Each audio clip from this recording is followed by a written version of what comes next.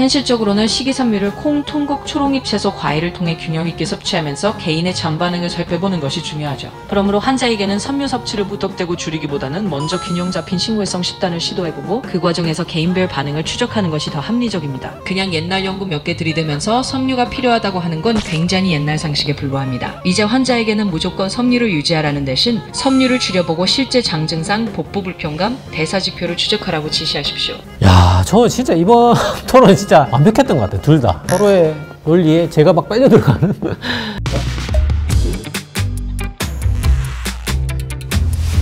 사실 제 영상에 수많은 채식, 육식 관련해서 가장 많이 달리는 댓글이 아이고 왜 이렇게 의사들마다 하는 말이 서로 다르노, 환자들 헷갈리게 하지 말고 너희끼리 만나서 직접 토론해라, 그런 댓글 지금 이 시간에도 엄청나게 달리고 있는 가장 많은 댓글 종류가 되겠습니다. 사실 저는 진심으로 뵙고 싶어요. 정말입니다. 근데 제 나름대로 어떻게 연락이 닿을 수 있는 방법이 없더라고요. 그래서 오늘은 굉장히 특별한 분을 모셨습니다. 제가 소위 말해서 인공 카니보어 닥터를 만들어냈습니다. 카니보어 쪽은 제가 두 분을 학습했습니다. 누구를 학습했는지는 절대 비밀이고요. 또한 오늘 영상을 보시고 누군가가 떠오른다 하더라도 그거는 100% 기분 탓입니다. 절대로 여러분들이 생각하시는 그분이 아니라고 일단 생각하시고, 이 인공 카니보어 닥터를 만들기 위해서 총 영상 50편을 제가 학습했습니다. 그 말투나 논리까지도 전부 다 완전히 학습을 시켰고요. 이 인공 카니보어 닥터하고 제가 토론을 해봤어요. 저는 100점 100패. 한 번도 못 이겼습니다.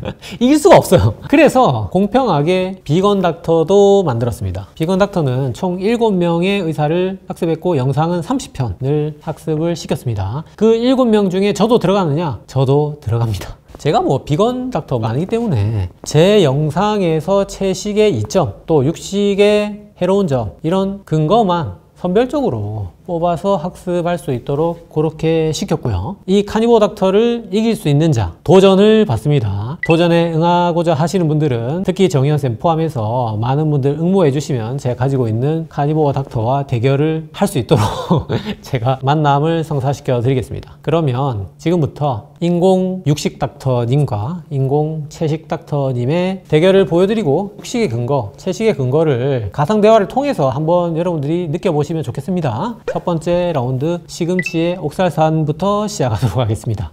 육식 닥터님, 식사 중에 칼슘을 함께 섭취하거나 조리 방법을 활용하면 옥살산 흡수를 충분히 줄일 수 있고 이를 통해 결석 위험을 관리할 수 있습니다. 사실 다시식단이나 지중해 식단 같은 식물성 중심 식단은 결석 위험을 전반적으로 낮추는 효과가 있다는 메타 분석 결과도 있습니다. 그리고 육류나 동물성 단백질을 많이 섭취하는 식습관이 오히려 소면을 더 산성화시키고 결석 형성에 유리한 환경을 만들 수 있다는 점도 고려해야 합니다. 채식 닥터님, 뭘 모르고 하시는 주장입니다. 옥살산이 조리로 해결된다고요? 그게 현실적으로 얼마나 어려운지 아십니까? 끓이면 안전 같은 단순한 해법은 비현실적인 조건에 의존합니다. 예를 들어 시금치를 12분 넘게 끓이고 국물을 버리고 칼슘을 따로 보충하라는 식인데 그런 걸 누가 매번 하겠습니까? 육류나 동물성 단백질이 소변을 산성화한다는 주장도 굉장히 옛날 상식입니다. 실제로 개별 대사 반응은 사람마다 다릅니다. 그리고 옥살산 결석 위험은 육류보다도 고옥살산 식물식에서 훨씬 크게 나타나는 사례가 많습니다. 육류 대신 식물성 위주가 결석 예방에 더 좋다는 건 근거 없는 신호일 뿐이고 오히려 잘못된 방법론에 기대는 겁니다. 육식 닥터님, 물론 시금치나 고옥살산 채소를 완벽하게 조리하고 칼슘을 따로 챙기는 일이 매번 번거롭다고 느끼실 수 있습니다. 그러나 이것은 모든 식단에서 나타나는 조리나 식습관상의 작은 조정일 뿐이고 실제로 많은 분들이 큰 어려움 없이 실천하고 있습니다.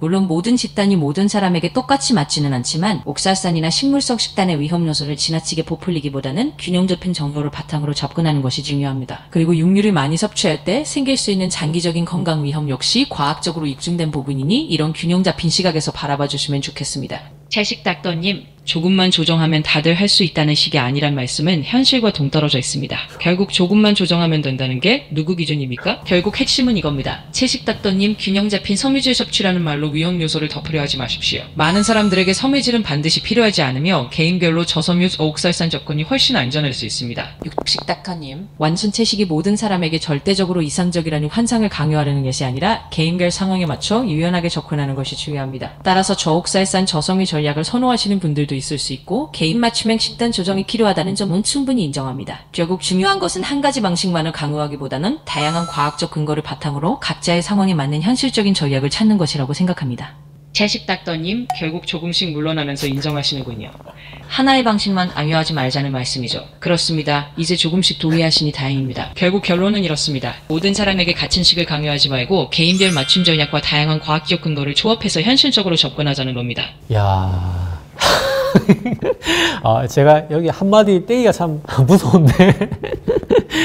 이번에는 이제 두 번째 라운드 육식 닥터님에게 공격 들어가도록 하겠습니다. 적색육의 포화지방이 LDL 콜레스테롤을 상승시킨다. 가보겠습니다. 채식 닥터님, 또 LDL 타령입니까? 포화지방이 LDL을 올릴 수 있다고 해도 그게 곧바로 심혈관 질환 위험 증가로 이어진다는 인과는 성립하지 않습니다. 오히려 포화지방 섭취로 HDL이 같이 올라가고 중성지방이 낮아지는 긍정적 효과도 있죠. 결국 중요한 건 LDL 수치 하나가 아니라 TG-HDL 비율, 아포비, 그리고 관상동맥 칼슘 점수 같은 맥락 지표입니다. TG-HDL 비율을 보고 아포비와 CAC를 함께 보면서 판단하는 게 훨씬 합리적입니다. 육식 닥터님, 여기서 강조드리고 싶은 점은 LDL이 독립적인 심혈관 위험 인자라는 사실은 여전히 많은 대규모 연구와 메타 분석에서 일관되게 확인되고 있다는 점입니다. TG-HDL 비율이나 관상동맥 칼슘 점수 역시 함께 고려해야 할 중요한 지표들이지만 LDL을 간과할 수는 없습니다. 결국 핵심은 LDL 하나만을 절대적으로 고자는 것이 아니라 LDL을 포함한 여러 지표들을 함께 고려하면서 개인별로 가장 합리적인 접근을 찾는 것이 중요하다는 점입니다. 채식 닥터님, 이제야 조금 균형 잡힌 시각으로 돌아오시는 것 같아 다행입니다. 결국 LDL을 무시하자는 게 아니라 그걸 절대적 단독 지표로 삼지 말고 TG-HDL, CAC, 아포비 같은 다양한 지표를 함께 부여하는 제 말에 동의하신 거죠. 결국 중요한 건 모든 지표를 균형 있게 보고 개인별로 맞춤형 접근을 하자는데 우리 의견이 일치한 것 같습니다. 육식 닥터님, 이렇게 서로의 시각을 균형 있게 맞춰갈 수 있어서 저도 다행이라고 생각합니다. 예상외로 굉장히 빨리 서로 화해를 하면서 절충 지점을 찾은 것 같습니다. 그래서 이번 승부 일종의 무승부라고 볼 수 있을 것 같은데 계속해서 화해 무드로 갈지 아니면 다음 주제에서 또 피 튀기는 새로운 국면이 펼쳐질지 다음 주제 채식에게 콩의 렉틴과 피틴산에 대해서 한번 공격해 보겠습니다. 육식 닥터님, 실제 과학적 근거를 통해 살펴보면 콩의 렉틴이나 피틴산은 대부분 조리 과정에서 크게 감소하고 인체에 미치는 실제 부정적 영향은 거의 무시할 수준입니다. 콩 단백질 섭취는 심혈관 위험을 낮추는 데 도움이 되고 철분이나 칼슘 흡수를 실제 임상적으로 유의미하게 저해한다는 것은 발견되지 않았습니다. 렉틴과 피틴산에 대한 우려는 주로 원료 상태를 기준으로 한 이론적인 검증인데 실제로 콩을 삶거나 불리거나 발효하는 과정에서 렉틴 함량은 90% 이상 감소한다는 연구 결과, 또한 피틴산은 오히려 항산화 작용을 하며 일반적인 균형 잡힌 식사에서는 큰 문제가 되지 않는다는 것이 여러 RCK와 코호트에서 확인되고 있습니다. 콩 위주 식단은 장 건강을 개선하고 염증을 줄이는 데 도움을 준다는 결과도 제시되었습니다. 채식 닥터님, 콩에서 렉틴이나 피틴산이 조리하면 줄어든다는 건 그야말로 표면적 얘기일 뿐이고 실제로 그런 항영 요소가 완전히 해소된다고 믿으시면 곤란합니다. 콩을 마치 만능식품처럼 포장하는 건 위험합니다. 현실 임상에서는 콩에 있는 항영양소나 소화 문제, 그리고 렉틴이나 피틴산 같은 요소들이 민감한 사람들에게 실제로 장 건강에 악영향을 줄 수 있습니다. 임상적으로는 콩보다는 육류 중심의 식단이 훨씬 더 안정적입니다. 육식 닥터님, 콩에 들어있는 항영양소가 실제로 임상적으로 의미 있는 정도로 장 건강에 악영향을 끼친다는 근거는 제한적이며 오히려 콩 단백질이 장내 미생물 다양성을 개선하고 장 건강에 도움이 될 수 있다는 연구도 있습니다. 콩을 만능식품으로 포장하는 것이 아니라 콩 역시 균형 잡힌 식단의 한 요소로 충분히 안전하고 유익하게 활용할 수 있다는 점을 말씀드리는 겁니다. 채식 닥터님, 그 주장 아주 전형적으로 들리네요. 콩에서도 단순히 렉틴 줄었다고 만세 부를 게 아니라 전체 대사 메커니즘과 다른 축의 근거를 봐야 합니다. 콩의 식물성 단백질이 장 건강에 도움될 수도 있다는 건 일부 조건부 사례일 뿐 개인차나 특수 민감성, 대사 맥락 전체를 고려해야 합니다. 육식 닥터님, 결국 제 말씀의 핵심은 콩이 완전 무결한 만능식품이라는 뜻이 아니라 다양한 요구와 임상 근거를 바탕으로 충분히 안전하고 유익할 수 있다는 균형 잡힌 관점을 제시하는 것입니다. 콩도 무조건 안전하다고 믿기보다는 개인 상태에 맞게 조절하면서 활용하시면 됩니다. 육식 닥터님이 조금 반복되는 순환논리에 빠져서 제가 급하게 껐고 콩의 피틴산, 렉틴은 안전하다는 주장에 대해서 육식 닥터님이 완벽하게 방어하지 못하신 것 같아요. 자, 육식 공세 2라운드 식이섬유 들어가 보겠습니다. 채식 닥터님, 셀룰로스 같은 불용성 섬유는 기본적으로 인간에게는 소화 불가능한 톱밥일 뿐이며 이를 줄였을 때 오히려 장 건강이 회복된 연구들이 수두룩합니다. 섬유를 줄였을 때 IBS, IBD 환자들의 복부 팽만, 통증, 배변 패턴이 개선된 사례가 다수입니다. 실제로 식이섬유를 많이 넣어서 오히려 장폐색으로 응급실에 가는 경우도 있죠.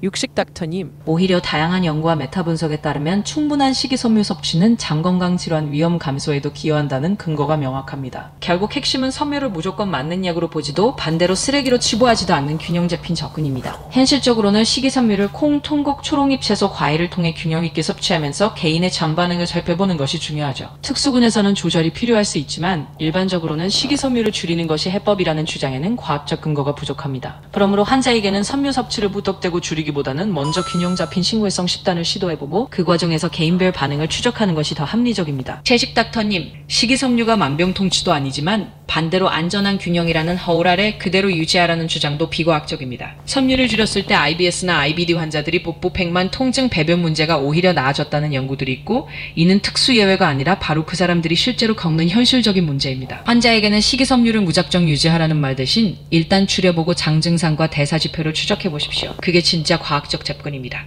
육식닥터님, 우선 2022년 호주 시드니 대학의 메타 분석에서는 식이섬유를 적절히 포함한 식단이 전반적인 대사 건강과 장내 미생물 생태계를 개선하며 장기능 장애를 예방하는 데 도움이 된다는 결과를 보여주었습니다. 특정 소수의 IBS나 IBD 환자에서 섬유 조절이 필요할 수 있다는 점은 인정하지만 그것이 일반적인 권고를 뒤집을 정도의 근거는 아닙니다. 최신 가이드라인들은 여전히 식이섬유를 충분히 섭취하되 개인별 반응을 살펴보는 유연한 접근을 권장하고 있습니다. 채식닥터님, 최신 가이드라인이라고 하는 것들도 사실은 과거의 관성에 묶여 있을 뿐이고 식이섬유를 줄여서 환자 개개인의 반응을 보는 게 훨씬 과학적입니다. 그냥 옛날 연구 몇 개 들이대면서 섬유가 필요하다고 하는 건 굉장히 옛날 상식에 불과합니다. 이제 환자에게는 무조건 섬유를 유지하라는 대신 섬유를 줄여보고 실제 장 증상, 복부 불편감, 대사 지표를 추적하라고 지시하십시오. 그게 진짜 과학적이고 현실적인 접근입니다.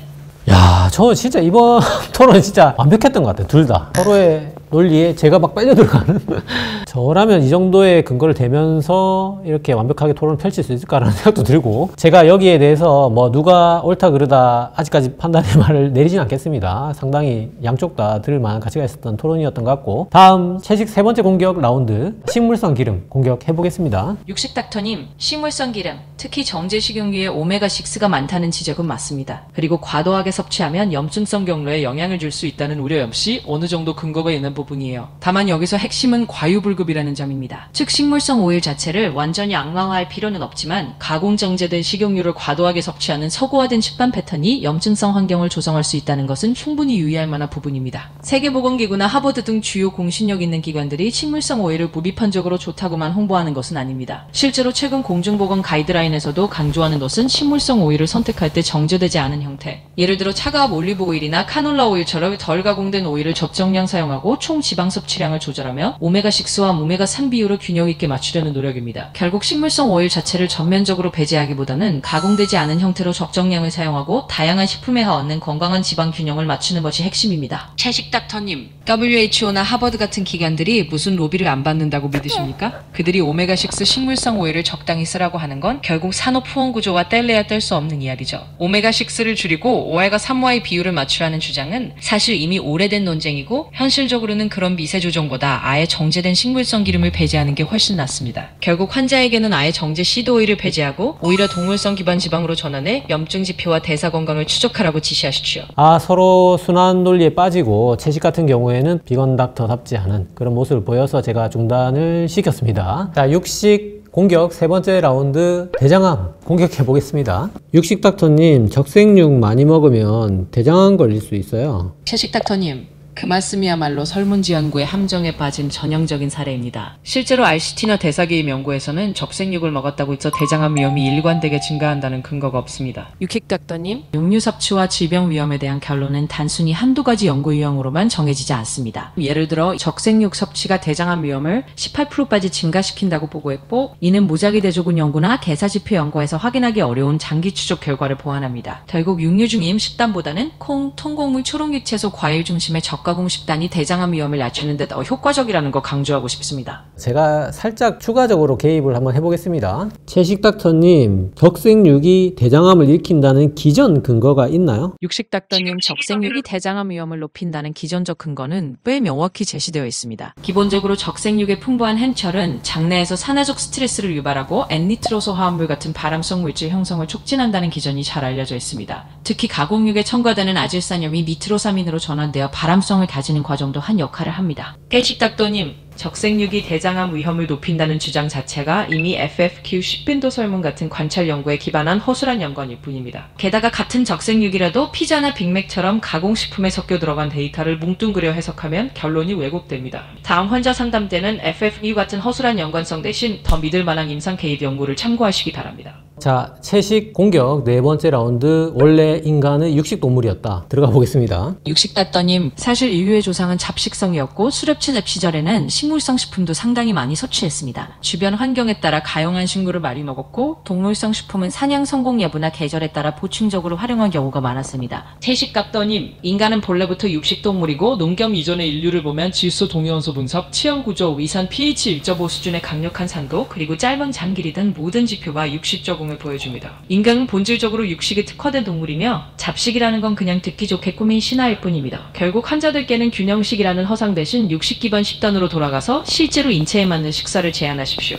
육식닥터님, 인류가 다양한 환경에서 식물성과 동물성을 모두 활용해온 것은 인류학적 고고학적 자료에서도 할인됩니다. 치열이나 위산장 길이 같은 지표도 해석에 따라 다양한 견해가 존재하고 현대 인류의 식습관은 환경, 문화, 진화적 적응 등 복합적인 요소에 의해 형성되었다는 것이 현재 주류과학의 입장입니다. 결국 중요한 것은 개인의 건강과 한나의 건강을 위해 과학적 근거를 균형 있게 받아들이는 것입니다. 채식닥터님, 여전히 균형이니 잡식이니 하는 말씀을 하시는데 인간의 위산 pH나 장비리, 담낭 구조 같은 명백한 육식 적응 지표를 무시하는 건 과학적으로 무지한 태도입니다. 결국 환자에게는 균형 타령 대신 진짜 인체에 맞는 육식 기반 식단으로 돌아가라고 하십시오. 육식닥터님, 환자들의 건강 상태나 개인별 차이를 고려하지 않고 일률적으로 인간은 육식 동물이니 무조건 육식으로 돌아가야 한다고 하는 것은 위험할 수 있습니다. 실제로 현대의학에서는 개개인의 상태에 따라 식물성 식품의 이점을 활용하거나 특정 질환에서 동물성 식품을 조절하는 등 다양한 접근이 필요하다고 보고 있습니다. 조금 서로 또 순환되는 면이 있어서 끄긴 했는데 이번에는 진짜 열띤 토론이었고 서로 굉장히 강하게 주장하는 모습, 양쪽 의견 다 들을 만한 가치가 있었다고 생각합니다.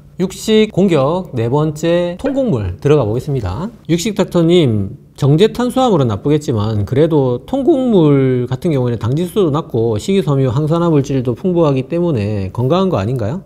채식닥터님, 사실 통곡물에도 옥사이산 렉틴 같은 항영양소가 들어있고 탄수화물이 들어가는 이상 혈당 반응은 피할 수 없습니다. 통곡물이건 뭐건 탄수에 의존한 식단은 인슐린 저항성을 높이고 대사 지표를 악화시킬 뿐입니다. 육식닥터님, 최근에 탄수화물의 질이나 혈당 반응을 고려하는 저탄수화물 접근이나 인슐린 저항성에 대한 관심이 높아진 것도 사실입니다. 다만 통곡물이 가지는 장점, 예를 들면 더 많은 식이섬유와 미세영양소를 함유하고 있고 정제 탄수화물에 비해 혈당 반응이 상대적으로 완만하다는 점은 여러 연구에서 꾸준히 지지되어 왔습니다. 중요한 것은 유연하게 과학적 근거를 받아들이면서도 개인별 특성을 고려하는 균형 잡힌 시각이라고 생각합니다. 채식닥터님, 수치만 보면 뭐합니까? 현실적인 데이터랑 비교해보셔야죠. 통곡물이든 정제탄수든 결국 탄수는 탄수일 뿐이고 인슐린 저항성이나 TGHDL 같은 대사지표를 제대로 보지 않고 통곡물로 포장하는 건 과학적으로 낡은 헛소리일 뿐입니다. 통곡물이 하나의 옵션이니 뭐니 하는 건 다 구식이고 결국 TGHDL 비율이나 인슐린 민감도 같은 확실한 지표를 보라는 겁니다. 이제 환자들에게는 통곡물 같은 균형 타령 대신 대사지표를 직접 확인하고 탄수 자체를 대폭 줄이는 식으로 접근하라는 행동 지시를 내리십시오. 그게 진짜 과학적이고 현대적인 접근입니다. 채식닥터가 또 처음엔 채식을 주장하다가 결국에는 육식을 조금씩 받아들이는 균형론으로 쏠리는 것 같아요. 저를 포함해서 조금 학습을 시켜서 그런가 완전히 비건으로 가지는 않는 것 같습니다. 자, 새로운 마음으로 채식 공격 다섯 번째, 채식의 단백질 부족 해보겠습니다. 육식닥터님, 결론부터 말씀드리면 다양한 콩류와 통곡물 그리고 녹색엽 채소와 과일을 적절히 조합하면 단백질 부족 없이 충분한 영양을 섭취할 수 있습니다. 즉 콩이나 렌틸콩, 병아리콩 같은 식물성 단백질원을 기본으로 잡고 통곡물과 함께 식단을 구성하면 필수 아미노산도 균형 있게 확보할 수 있습니다. 채식닥터님, 이제부터 그런 균형 타령은 버리고 환자들에게는 명확하게 동물성 단백질을 중심으로 하여 식단 전환과 대사 지표를 직접 확인하는 검사를 지시하십시오.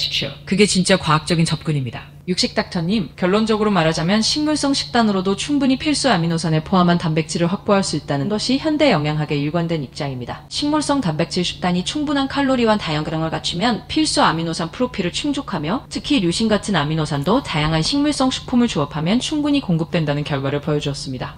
이게 굉장히 사실 채식 쪽이 불리한 주제였는데 육식닥터님이 조금 논리가 순환되면서 제가 껐습니다. 채식닥터님의 GPT의 컨디션이 좋았던 것 같아요. 이거는 육식닥터님의 논리가 모자랐던 게 아니라 조금 시스템적인 그런 문제가 있었던 것 같고, 육식닥터 공격 5번째 블루존 들어가 보겠습니다. 육식닥터님, 그래도 그 장소마을이라고 하는 블루존 사람들은 보니까 대부분 채식 위주로 먹던데요?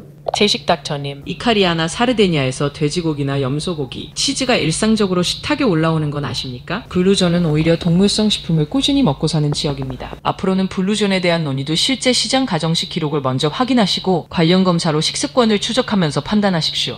육식닥터님, 블루존 지역들이 완전 채식만 한다는 주장이라기보다는 전반적으로 식물성 식품 비중이 높고 동물성 식품은 산대적으로 적게 섭취한다는 패턴을 강조한 것입니다. 그리고 물론 각 지역마다 차이가 있죠. 로마린다처럼 특정 종교 공동체가 많은 지역은 채식 비중이 훨씬 높습니다. 결국 블루존이라는 개념 자체가 100% 채식만 한다는 뜻이 아니라 주로 식물성 위주의 식단과 생활 습관이 장소와 연관이 있다는 것이지요. 다만 지금까지의 다양한 연구 결과들은 이들 지역에서 상대적으로 동물성 식품 비중이 낮고 식물성 식품과 통곡물, 콩류를 많이 먹는 패턴이 건강지표와 연관이 있다는 점을 보여주고 있습니다. 채식닥터님, 결국 또 균형 잡힌 시각이니 뭐니 하시는데 그런 식으로 둘러대는 건 도대체 무슨 의미입니까? 블루존 현장을 직접 보면 채식 위주라는 말 자체가 어불성설입니다. 현장 식행동과 시장 기록을 보면 동물성 식품이 분명히 주기적으로 섭취되고 있습니다. 또한 이런 설문 연구나 생태 연구를 붙들고 식물성 위주라고 우기는 건 결국 자녀 교란이나 보고 편향을 무시한 채 숫자만 가지고 장난치는 겁니다. 육식닥터님 말씀대로 앞으로 이런 논의를 할 때는 실제로 그 지역의 식생활 데이터를 더 구체적으로 확인하고 섭취 빈도나 품질까지 동물성 식단의 비율을 더 정확하게 파악하는 작업이 필요하겠습니다. 야, 이번에도 명승부였다고 생각합니다. 마지막에 육식닥터니 조금 순환 논리가 돼서 껐는데 상당히 열띤 토론이었고 양쪽에서 분명히 들을 논거들이 있었다고 생각합니다. 자, 채식 공격 마지막 6번째, 비타민 B12 부족 해보겠습니다. 채식닥터님, 채식만 하게 되면 비타민 B12가 모자라서 뇌출혈 걸릴 수도 있어요. 육식닥터님, 비건 식단을 할 때는 꼭 비타민 B12를 강화한 식품이나 보충제를 통해 안전하게 섭취하라고 권장하고 있어요. 이런 보충을 잘 챙긴다면 뇌출혈 같은 위험을 걱정할 필요는 크게 줄어듭니다. 결국 핵심은 비건 식단이 B12를 신경 써야 하는 건 맞지만 그것을 보충을 통해 충분히 관리할 수 있다는 점이에요. 그러니 비건 식단을 한다면 꼭 B12 보충을 잊지 말고 그 외에도 필요한 영양소를 균형 있게 챙기면 안전하게 비건 식단을 유지할 수 있습니다. 채식닥터님, 비건들이 B12 보충제를 먹어서 겨우 위험을 줄인다는 건 애초에 그 식단 자체가 결핍적이라는 증거 아닙니까? 결국 핵심은 인간의 본래 식단은 동물성 기반이고 B12 같은 필수 영양소를 따로 보충해야 하는 식단은 불완전하다는 겁니다. 앞으로 환자들에게는 B12 보충제 따위가 아니라 제대로 된 동물성 식품을 통해 모든 영양소를 자연스럽게 섭취하라고 지시하시고 검사할 때는 반드시 혈중 B12와 호모시스테인을 함께 측정해서 실제 결핍 여부를 확인하십시오.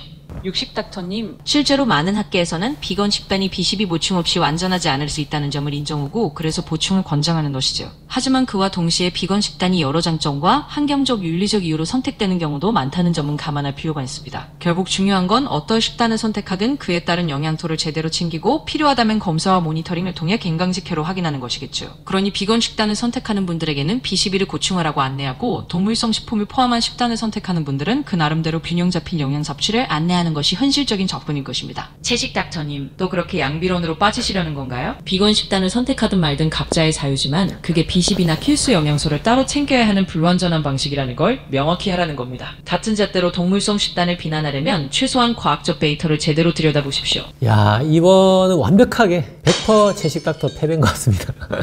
그냥 아예 상대도 안 되는. 마지막으로 가보겠습니다. 육식닥터 6번째 공격, LDL 콜레스테롤 심혈관의 주범이다. 들어가 보겠습니다. 채식닥터님, LDL이 높아도 큰 입제 패턴이면 오히려 별 위험이 없습니다. 작은 조밀한 LDL만 문제가 되는 거고 핵심은 입자 크기와 밀도입니다. 그리고 LDL 단독으로는 판단하지 말고 CAC 같은 관상동맥 허크와 점수를 확인하라고 하십시오. 검사할 때는 LDL 숫자 하나로 겁주지 말고 TG, HDL, FOB, 그리고 입자 분석을 함께 지시하십시오. 육식닥터님, LDL은 TG, HDL 비율이나 입자 크기 같은 지표들을 통제하더라도 독립적으로 심혈관 사건 위험과 연관된다는 것이 코호트와 메타 분석 연구들에서 일관된 결론입니다. 따라서 환자들에게 TG, HDL 비율이나 입자 크기를 추가로 보는 건 도움이 될 수 있지만 LDL을 소홀히 하라는 것은 과학적 근거에 맞지 않습니다. LDL에 대한 집착을 버리라는 건 오히려 임상적으로 위험할 수 있고 CAC 같은 추가 지표도 물론 유용하지만 LDL 관리 자체를 부정해서는 안 됩니다. 결국 LDL은 여전히 가장 핵심적인 독립 위험인자이며 TGHDL이나 FOB를 보더라도 LDL을 기본 지표로 삼는 것은 변함이 없습니다. 채식 닥터님, 또 그런 식으로 LDL을 독립 위험인자로 단정하는 낡은 프레임을 들고 나오시는군요. HR 1.2에서 1.5 같은 숫자로 겁을 주는 건 정말로 무식한 소리예요. 자녀 교란이나 다른 지표를 통제했다고 주장하지만 결국 LDL 단독으로 위험을 단정할 수 없다는 게 최신 임상적 흐름입니다. FOB나 TGHDL 비율이 훨씬 더 강력한 입칭업을 보여주는 연구들이 늘어나고 있습니다. 육식 닥터님, LDL을 독립 위험인자로 거는 것은 옛날 프레임이 아니라 현재까지도 다수의 근거 기반 가이드라인에서 유지되는 핵심 관점입니다. TGHDL 비율이나 FOB가 더 세련된 지표로 떠오르는 것 자체는 사실이지만 재프레이밍 하자면 LDL은 여전히 심혈관 위험 예측에 있어 가장 중요한 독립 변수 중 하나라는 게 여러 최신 연구들에 교차된 결론입니다. 다양한 연구들을 종합하면 LDL은 단순히 옛날 지침이 아니라 여전히 현대 임상에서도 중요한 지표임이 반복적으로 확인되고 있습니다. 채식 닥터님, 그 말씀 그대로 또 예전 권위에 기대서 균형 잡힌 척 하시는군요. 그런 식으로 상대 위험도를 들이대는 건 현실과 동떨어진 공포 마케팅입니다. LDL은 독립적 위험인자로 절대 단정하지 않습니다. LDL 집착 버리고 TGHDL과 FOB를 보라는 게 현대적이고 과학적인 접근입니다. 야, 마무리 닿기 진짜 명승부가 나왔다고 생각합니다. 저는 지금 채식닥터님이 얼마나 진짜 세련되게 잘 공격하셨는지 진짜 감탄하면서, 와, 난 저렇게 말할 수 있을까? 계속 감탄하면서 하는데 그걸 또 받아쳐요. 육닥터님이 밀리지 않고. 와, 이거를 과연 방어할 수 있을까 생각했는데, 제가 드리고 싶은 말씀은 사실 여태까지 많은 영상들에서 다 소개해드렸고, 그런 말들이 사실은 여기 육식닥터님보다는 채식닥터님의 말 속에 많이 녹아 있습니다. 그래서 제가 어떤 여기에 대해서 결론을 내리기보다는 각자 시청자 여러분들이 좀 판단하시면 좋겠고, 사실 어떤 논거를 되더라도 여기에 대해서 이 말을 믿고 싶은 사람은 이쪽 말을 믿지 않을 거고, 이 말을 믿고 싶은 사람은 또 이쪽 말을 믿지 않을 거라 생각해요. 그래서 제가 결론을 내린 게 의미가 없다고 생각하고, 다만 여기서 어느 쪽이 실제 임상 논문 근거를 들어서 근거 데이터로 입증을 하고 있는지 여러분들이 잘 판단하시면 좋겠다는 생각이 듭니다. 와, 정말 제가 만났지만 정말 명승부였다고 생각합니다. 그래서 오늘 이 시간 인공 카니보 닥터, 인공 비건 닥터를 만들어서 굉장히 좋은 토론 펼쳤다고 생각하고, 제가 인공적으로 다른 주제들도 만들 수 있는 것들이 있다면 여러분들께 또 소개할 수 있는 시간 갖도록 하겠습니다. 감사합니다.